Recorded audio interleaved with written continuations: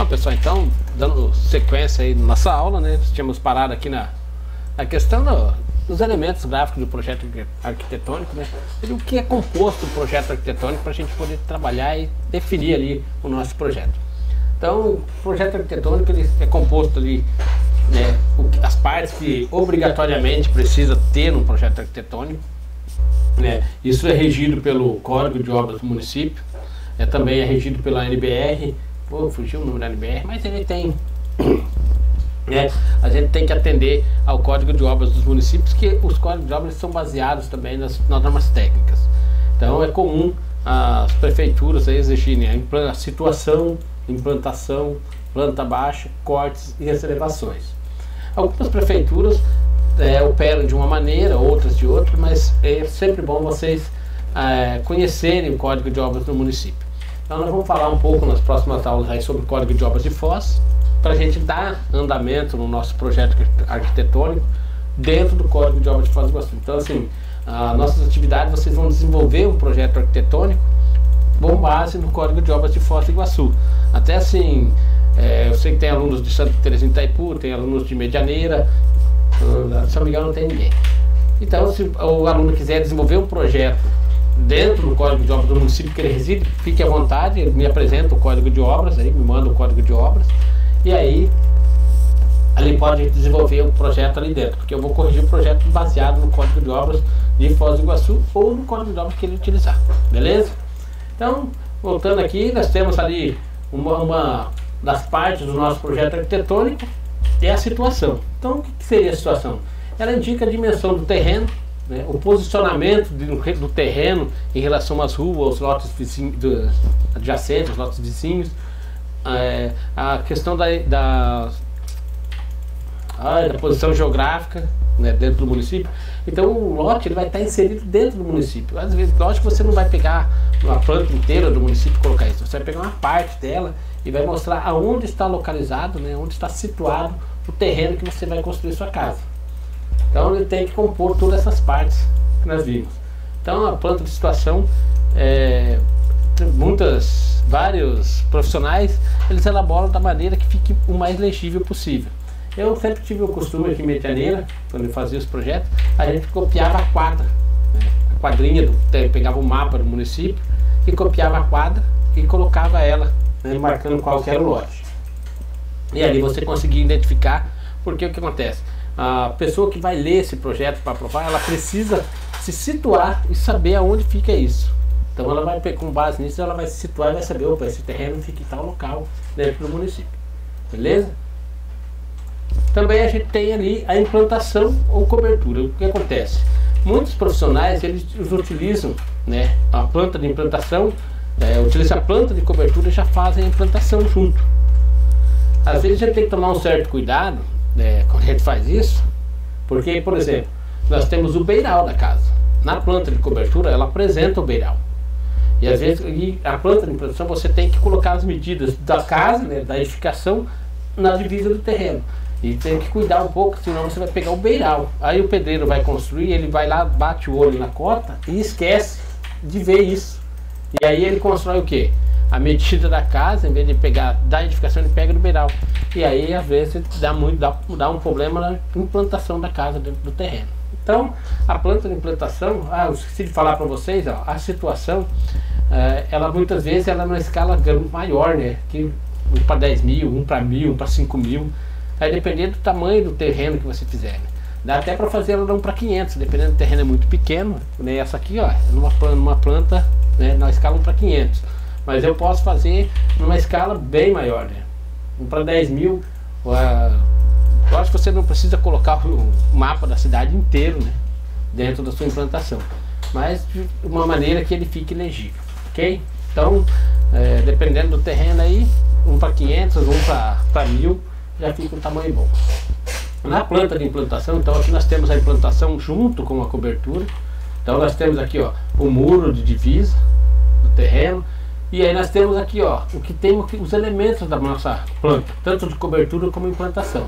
Então eu tenho que mostrar a inclinação do meu telhado, o tipo de telha, as calhas, mostrar ali a projeção da edificação, porque eu tenho a cobertura e tem embaixo dela a edificação. Eu preciso ver essa, né? E as cotas, tá vendo aqui? Eu tenho aqui uma linha que é a linha do divisa do meu terreno, e tem aqui a minha linha que marca a minha edificação, onde eu tenho a cota aqui, ó. O afastamento da minha edificação, porque se o cara pegar nessa linha, essa linha eu vou dar uma cobertura. E aí eu vou locar minha casa diferente. Então eu posso mostrar aqui o acesso dos veículos, pedestres, tenho que colocar ali minha posição geográfica. Então várias informações tem que estar nessa planta. Principalmente o que a gente tem que ver nessa planta também, que se a prefeitura ela for aprovar apenas pelos índices, eu preciso colocar aqui todas as calçadas dentro do meu terreno, que é área de grama, que é área permeável, impermeável, porque eu preciso apresentar esses dados para o meu cliente, para a minha prefeitura, para eles aprovar. Então eu vou ter ali o cálculo da minha taxa de ocupação, tá? O índice de aproveitamento, taxa de permeabilidade, isso tudo nós vamos ver mais para frente, e eu preciso ter isso no meu projeto, ok? Então na planta de implantação, ela é a indicação da posição da edificação dentro do terreno. A situação é o terreno dentro do município, né, como a gente viu. A implantação já é a casa, né, a obra, ou a edificação dentro do terreno. Então, para essa escala, também a gente vai trabalhar numa escala, pode ser não para 50, pode ser um para 75, um para 100, um para 200, um para 250 e até um para 500.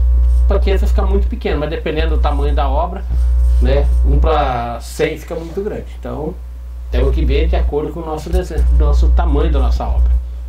Beleza? Então, essa planta de implantação ela vai apresentar a projeção da edificação. Então a gente vê aqui um tracejado, tipo da cobertura e inclinação. Então uma coisa que a gente deixa claro, você pode fazer a implantação com a cobertura ou fazer a planta de cobertura separada. Beleza? Então, também os muros da divisa, o tipo, se você tem que apresentar ali se a parede cega, como que vai ser a impermeabilização desse muro, as pavimentações, os passeios, as áreas permeáveis, tudo isso você vai apresentar ali na sua planta de implantação, ok? Então, que tem, né, as calhas, você precisa mostrar como que vai ser a calha, se vai ser uma pratibanda, né? Nós temos aqui uma pratibandinha pequena, onde é que esconde a calha. Então, na planta de cobertura eu preciso mostrar todas essas latas que vão ter, então, os rufos, as rocherosas, as calhas, tudo isso precisa ser mostrado na nossa planta de cobertura aqui, ó. Ok? E saindo da planta de implantação, a gente tem o elemento máximo do nosso projeto, podemos dizer assim, que é a planta baixa, que é o projeto em si da nossa edificação. É ele que vai definir, né? A planta baixa vai definir os cômodos, definir as medidas.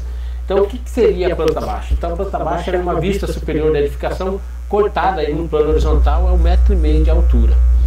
Uma coisa, por exemplo, quando você faz, né, o pessoal que desenha com o Revit, a gente faz, né, modela em 3D, e quando eu vou gerar a planta baixa, você está olhando ali, o Revit já vem fazendo esse corte para mim, e eu posso mudar esse corte. Essa medida de 1,5 m é de norma, mas eu posso alterar essa medida no meu projeto para mostrar alguns outros detalhes, se assim for conveniente. Então, geralmente a planta de cobertura ela é não para 50 ou para 75. É muito raro as prefeituras aceitarem uma planta baixa não para 100. Por quê? Porque a planta baixa ela precisa ter muito detalhe. Então ela não vai ter, numa escala muito pequena, numa escala 1 para 100, ela vai fugir muito desses detalhes. Eu já cheguei a fazer plantas baixas até na escala 1 para 200. Eram obras grandes, obras sem muito detalhe, não tinha muita riqueza de detalhe. Por exemplo, eu fiz um barracão uma vez de 20 mil metros quadrados e ele era só os pilares e a cobertura. Não tinha nada mais que isso. Então era grande, enorme o negócio. Eu fiz ele na escala 1 para 200 e mandei para a prefeitura. Eles aprovaram justamente porque não tinha os detalhes. E o que precisava de detalhe, por exemplo, quando eu fiz os cortes também no para 200, aí eu peguei e apresentei todo um detalhamento para ser mais legível o desenho. Então a planta baixa, né, essa representação, ela tem uma norma técnica que trata dessa planta baixa, né, 86.492 de 94. Ela é válida ainda porque não mudou, o processo de desenho mudou, mas o que precisa ser na planta baixa não mudou. Então, os elementos, olha, estava errado aqui, ele, faltou aqui, tem que tirar esse aqui. Os elementos em corte, né, paredes e esquadrias, né, você vai desenhar nas linhas grossas. Os elementos, nossa, olha aqui, elementos, vamos tirar isso aqui. Os elementos em vista, né, linhas de piso, né, você vai fazer linhas finas, e os elementos, né, em projeção você vai fazer em tracejado, que seria a projeção da cobertura, a projeção de escada. Então, né, aqui está uma representação do que é a nossa planta baixa. Então eu tenho ali, né, hoje bem visível, né, a gente faz o projeto, né, em 3D. Então nós temos aqui uma projeção da planta em isométrico, mostrando aqui o plano de corte, onde eu faço o corte e olho, né, a minha edificação aqui para baixo. Então eu tenho aqui, ó, os elementos de corte, são as janelas, as paredes, e os elementos de projeção, que são as partes superiores, né, a cobertura, que eu não vou ver, eu vou ver em projeção. E os elementos em vistas que eu vou ter aqui, ó, que são as linhas aqui, ó, linha de piso, aqui as linhas onde eu cortei a janela, certo? Então isso aí vão ser linhas finas. Então, tirando ali, ó, nós vamos ter isso aqui, ó, a minha planta baixa, e melhorando, né, eu vou começando a colocar ela, né, desenhando ela em linhas, colocando as informações, e aí eu vou ter a minha planta baixa já mais ajeitadinha, já com toda em escala, bonitinho, e aí é só cotar ela toda, né, colocar todas as medidas ali para finalizar o nosso desenho da planta baixa. Então na planta baixa eu preciso colocar ali a indicação dos cômodos, as áreas, tipo de piso, tipo de revestimento de parede, revestimento de forro, determinar onde que estão passando os cortes transversais e longitudinais, né, vamos ver as seções do projeto. Tudo isso vai, né, quanto mais informação eu colocar na minha planta baixa, mais completo vai ser o meu projeto, menos alterações ou percalços eu vou ter lá na minha obra, ok? E falando um pouco agora dos cortes, né? Então, depois da planta baixa toda definida, a gente vai fazer os cortes. Os cortes nada mais são do que seções, né, no plano vertical da edificação, seções tanto na transversal como na longitudinal. Então os cortes também são mostrados na escala 1:50. Se você fizer a planta baixa no para 75, você pode fazer os cortes no para 75, né, mas muitas prefeituras elas determinam por regra que os cortes têm que ser não para 50.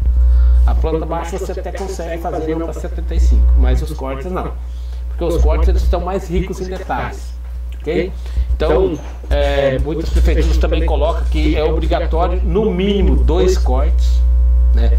Então, por regra, 2 cortes. Eu coloco assim que quanto mais cortes, melhor. Quanto mais cheio de detalhes a edificação, mais cortes são necessários para você entender o projeto melhor. Então, quanto mais de pavimento, o corte deve obrigatoriamente passar pelas escadas. Então, é norma, né? A norma trata disso. Então, o ideal é que o seu corte passe pelo banheiro, né, passe por uma área molhada, e também passe pela escada. Por que isso? Para mostrar os detalhes, para mostrar como que a escada vai ser construída e para mostrar como será o revestimento dos banheiros ou o revestimento das áreas molhadas. Muitas vezes você coloca cerâmica até meia altura, às vezes coloca até o teto, às vezes tem um forro até algo diferente no seu banheiro, você precisa mostrar no detalhe do corte. Então, corte nada mais é que um plano vertical você vai cortar, né? Você vai fatiar a sua obra ali e vai indicar uma vista, o lado que você está olhando. Então, eu posso olhar tanto para esse lado como para esse.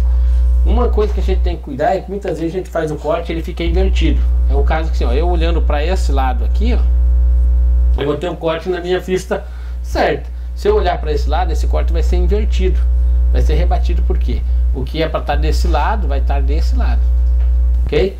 Então, o corte ele tem que ser feito nos 2 sentidos, né? Muitas prefeituras tratam isso como regra dentro do Código de Obras, e muitas vezes a obra ela pode ter um corte no sentido, 2 cortes no outro sentido. Também nós temos os cortes em detalhe, eu posso cortar só o banheiro. Lógico que isso faz parte do projeto executivo. O projeto legal, né, que a gente está falando bastante, o projeto legal ele tem que contemplar no mínimo 2 cortes. O executivo, quanto mais melhor. Então, tá aqui, ó, fiz o corte, né, minha seção ali, tá aqui o meu corte, e aqui, ó, é a representação dele. Lógico que isso aqui é um desenho arquitetônico. A gente tem que entender assim, que nós estamos fazendo um projeto arquitetônico.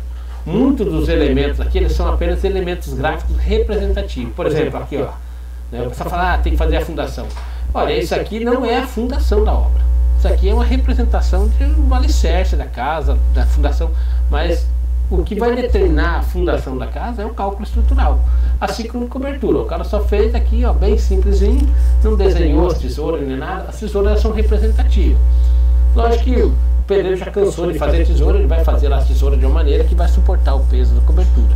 Mas se tiver algum detalhe, alguma coisa a mais nisso aqui, eu preciso fazer um cálculo estrutural e determinar, de acordo com o cálculo, como que será feita a minha tesoura, o material que eu vou utilizar, tudo isso. Okay? Então assim, o corte arquitetônico ele vai mostrar para mim aqui a altura das janelas, a altura do revestimento, o pé direito, se tem laje, se é telha de barro, caimento, tudo isso ele vai mostrar. Sempre, né, fazendo uma referência à estrutura, ao processo construtivo. Ok? E aí nós temos, passou aqui. Então daí nós temos, né, as elevações. Volta. As elevações do meu projeto. Então, o que seria? As elevações, elas são as vistas frontais, laterais, posteriores da minha edificação. Todos os lados da minha edificação. Então, também elas são feitas na escala 1:50, podem ser feitas na escala 1:75, depende do código de obras no município. A norma rege 1:50 por 75. É obrigatória a representação da fachada. Então, uma coisa que a gente tem que cuidar, né? Nós temos assim, as elevações são todas as vistas da obra. A fachada é a vista para a rua, é a vista de entrada da casa, essa é a fachada. Então, muitas prefeituras colocam no código de obras que a obrigatoriedade da representação da fachada de todas as ruas. Ou seja, se a casa está numa esquina, você precisa mostrar as duas fachadas. Ok?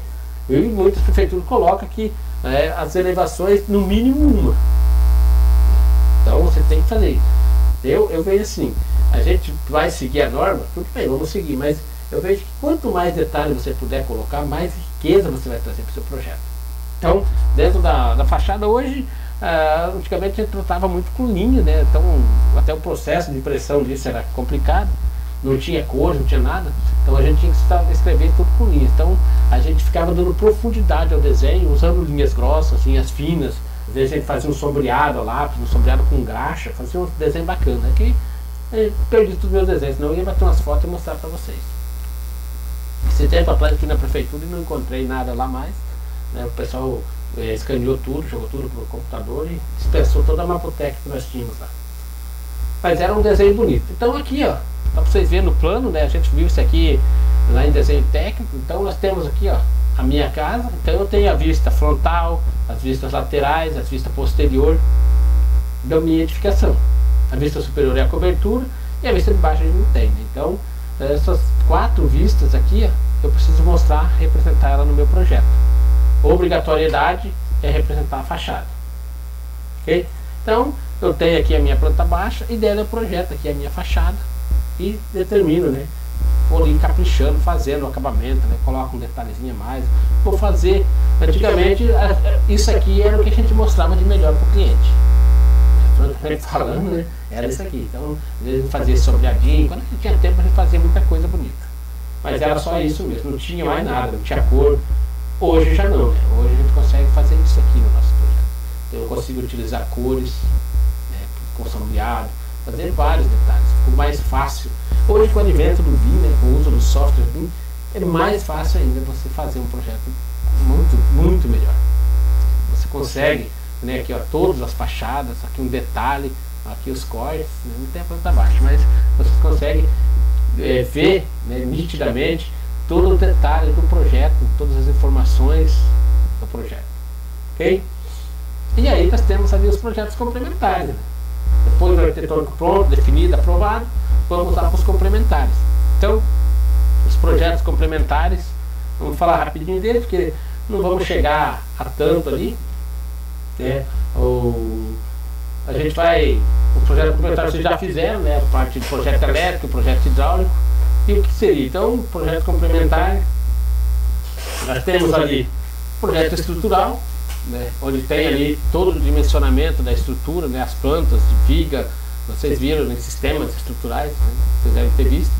Tem ali todo o sistema de vigamento, os pilares, a alocação da fundação, o detalhamento das vigas.